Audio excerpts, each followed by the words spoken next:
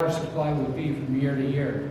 So I will disagree emphatically over the fact that we have got a historic drought going on. I do believe that in 1,000, 1,100, in that period, the period that saw the pueblos being pushed out, that and other problems among the indigenous peoples at the time, many of those were centered around drought, and such a severe drought that it actually moved people a lot more than is even occurring today. Now, we have some of that mitigation because we have machines and other stuff to do. But there are other things to do we're not even looking at on that. And one of those is enhanced precipitation. We had a short contract of several years over in the east part of the state for precipitation and enhancement project. And during that time, we didn't get enough data before it was forced to close off to really prove that it was doing the thing. But I will tell you unequivocally that the rainfall within the seeded area was much more than those in the surrounding unseeded areas. So can we attribute that purely to the seeding program? Not really sure. It takes a lot of data to really prove that. But it seems to indicate that, and a lot more work needs to be done on that before we give up on that particular issue.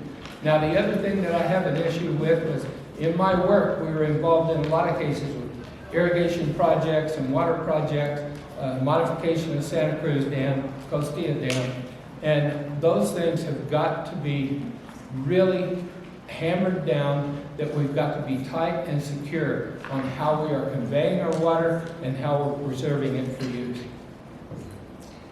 Thank you. Thank you. This next question is about a topic on everybody's minds: affordable housing, the lack of it here in Santa Fe. Mr. Groseclose, how do you propose to handle the affordable housing situation? I believe that there's a number of ways to deal with this. In fact, there's some that are even on, they've been handled in Colorado. There's a few examples on how to do things there. Unfortunately, I think a lot of our affordable housing went up in smoke this summer because of mismanagement by the Forest Service. I really believe, I urged for years for them to manage our forests for water production and for timber. I do believe we've got to get back to managing for multiple purposes. If we are going to have the materials that are needed for affordable housing, there's a lot of them that can be gotten here without environmental damage, just with responsible management. And that's not occurring as the way it is now. Now, I know that there are other issues that can be done in the way of types of things. You see the apartments coming up in Santa Fe here quite a bit in the last couple of years, and people can't afford to rent. The typical person that is working down at the Burger King or over at Walmart or in the Albertsons, they can't hardly afford that. It is not an answer to the affordable housing issue with these kinds of things there. Now, one of the things that can happen is manufactured housing that will also generate jobs. It will give specialties to certain people to do that. That can keep them employed for a lot of years. And of course, the thing is that this is not going away. The whole thing occurs in a cycle. Things wear out, they have to be rebuilt and redone, just like the green energy things. So the pollution that they cause by that is a cyclic thing. It will commonly reoccur the whole time we see it. So we've got to take care of things in our environment. We can't just go willy-nilly about polluting things in order to provide that housing. We've also got to make sure that we do it responsibly and affordably. So for the past 4 years, I've been working diligently on how it is that we can create greater access to affordable housing. First, by modernizing our landlord-tenant laws and making it easier for people to be able to address the issues that they have, and modernizing those. They haven't even been looked at since the 1970s.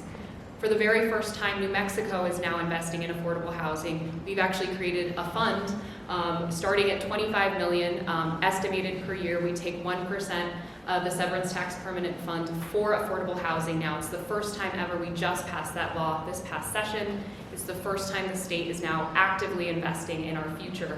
And I was grateful to help support that effort and get it passed. We're 10 years behind on affordable housing, and that is because of the crisis, the economic crisis, and the housing crisis. So we have 10 years to even catch up on in our city in what we hadn't built because of what we were worried about when the prices were going like this, as they are today.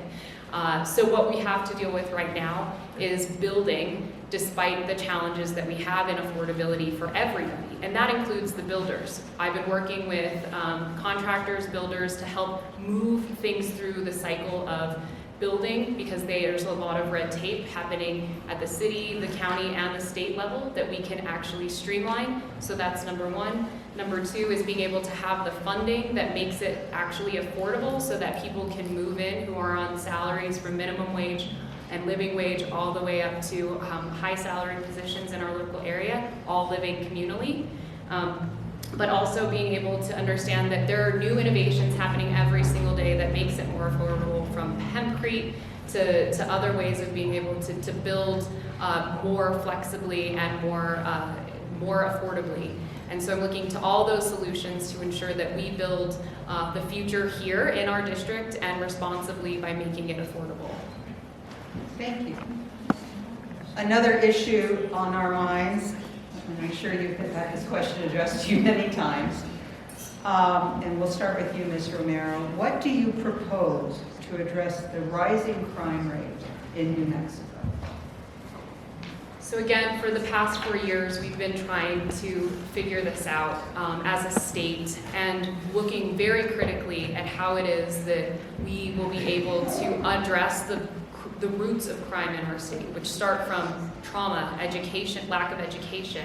The education rates, even in our jails today, we have 90% illiteracy rates, and they score a 7 on average in trauma, which off the charts is number 4.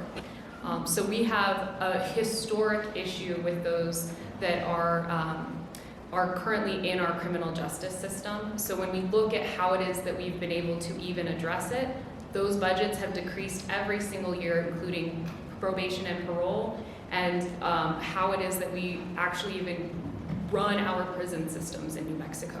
So it is a huge problem.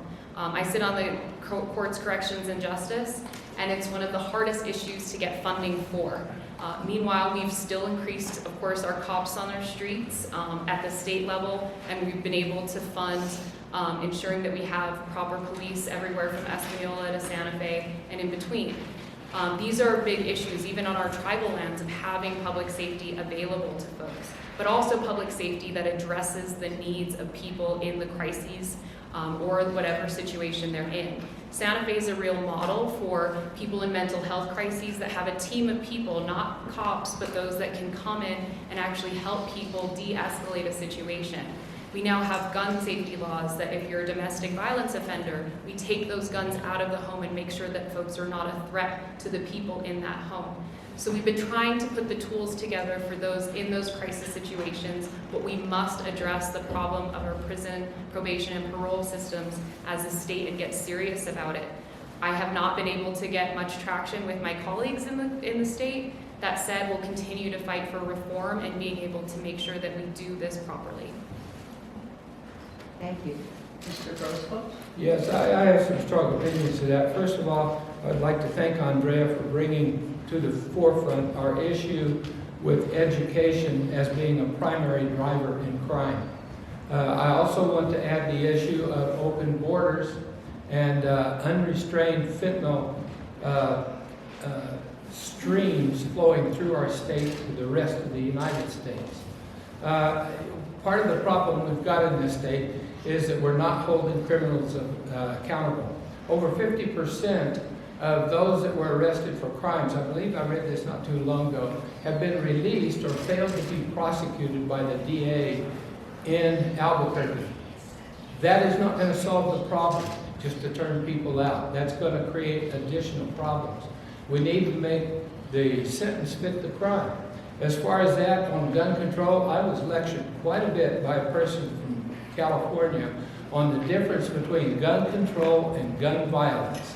It really surprised me that we haven't really undertaken a whole lot of efforts to control gun violence. And one of those, a bill that has traditionally failed in the Democrat legislature, is sentencing enhancements for use of a gun during commission of a crime. Why can't they? That's a common sense sort of solution. So one of the things that we've got to do is really look at our criminal system. We've really got to look at some other things like the drugs that are flowing through this state freely. We've got to look at the education problem and bring all those together to solve our crime issues. Thank you. We'll stay with you, Mr. Groseclose, on this next question. This is also a topic on the national mind. What would you do to improve, what ideas do you have to improve the state's infrastructure? Well, the state's infrastructure, I'll relate to you real quickly one event. We visited a friend in Arizona earlier this year, and as we approached bridges in New Mexico, we always had a thump. Some of them were pretty bad. And I realize I'm talking to engineers here as well. But we got over to Arizona and you could barely feel the changes between the bridge deck and the approach road. So, you know, we've got some bad problems that need to be fixed in that sort of area. We've got other deteriorated infrastructure. And of course, one of the big problems we've got is how to rebuild some of these things in a better way. There are things being done. We're not bringing them into the state. One of the problems that we have in infrastructure upgrades is lowest bid alternatives. We're going to have to get creative in financing, and we're going to have to quit looking for the lowest bid and come with the best solution. It's a completely unique, different way than we have had in the past, where lowest bid always ruled. So when we get into that thing, we're going to have expanding infrastructure too. Just like getting water to people. We've got decaying systems. We've got acequia systems that are 400 years old. They're leaky and they're old. When I was working, we would have requests for loans to repair things from acequia systems, repairs to really develop water planning situations in water resources planning. I tried to build our water resources planning in this state on a grassroots up deal, and then a new administration came in and tore that down despite the fact that it was a preferred method of both many people, most people in the state, and they tried to turn it into a state down planning process. We've got to involve people in this infrastructure change as we go and make sure that we meet their needs and demands in the process. So today in our state legislature and the way that our budgets run, unfortunately, only respond in a crisis. And the reality of this infrastructure that we need requires planning. It requires the forethought and the strategy to purpose funds before the crisis. Because we know when we're in a crisis, it's more expensive to treat. We're dealing with that with our bridges, our roads, our water infrastructure, and many other issues across the state. We have an infrastructure task force that's out of the governor's office right now. Unfortunately, that hasn't really affected our district yet. So it's my responsibility and our responsibility too to advocate for that planning and that mechanism of being able to say, for instance, we have a 50-year water plan. What we're missing right now is bridging the gap between the plan and the execution and where that budget comes in. And we do that on an annual basis. So right now, unfortunately, the way the system is working is that we're not thinking ahead for those plans. And so I've been fighting for being able to think, what is it that we have right now as far as infrastructure goes that we should be able to think through? What are we planning for, again, 50 years out? That have nothing to do with political elections, that have nothing to do with administrations in office, but that we can actually get these things done well in advance of any crisis occurring. So right now we still have potholes, we still have, different things that we need to address as a community directly. So I have committed to working with our county. We have a new county manager. We've met multiple times to be able to address these issues. Our city have a great relationship with the staff and of course our elected officials to help get these things done, to address those needs that are right in our community, dealing with direct infrastructure that affects us, that affects our tires, that affects our ankles when we're walking along the different pathways and highways and byways in our own backyard. But that said, the strategy overall needs to be there, and we just haven't met the mark as a state. Thank you. I'm so sorry we have so little time tonight. There are so many great questions here on my podium. You both have websites, I know, and you probably address many of the issues on people's minds on those websites. So I encourage people to look up the websites of these candidates and see what they have to say. So we have our 2-minute closing statements, and we're going to start with Ms. Romero.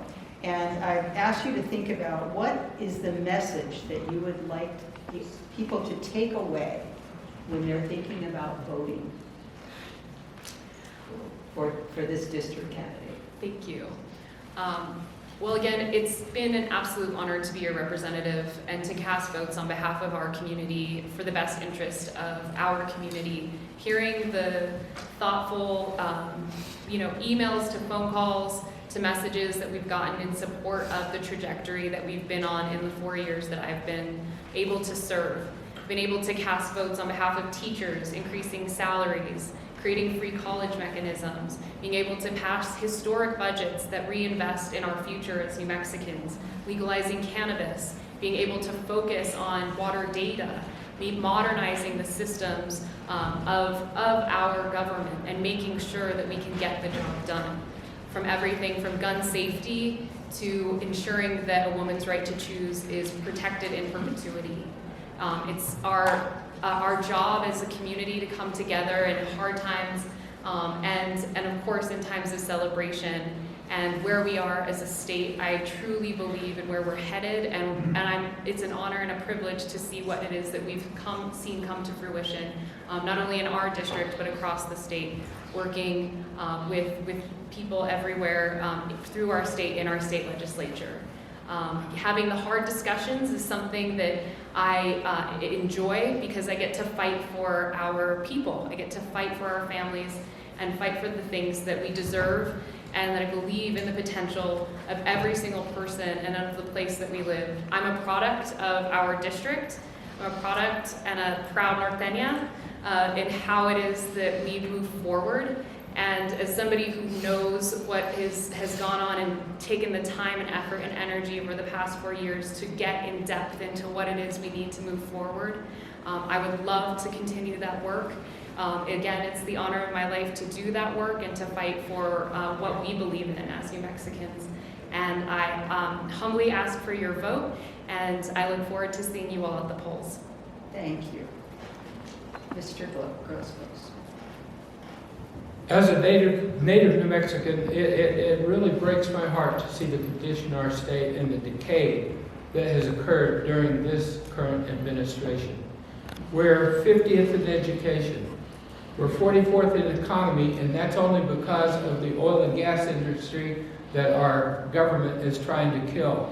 We're 50th in child well-being. We're 50th in unemployment. We're 49th in violent crime rate. We're 49th in poverty.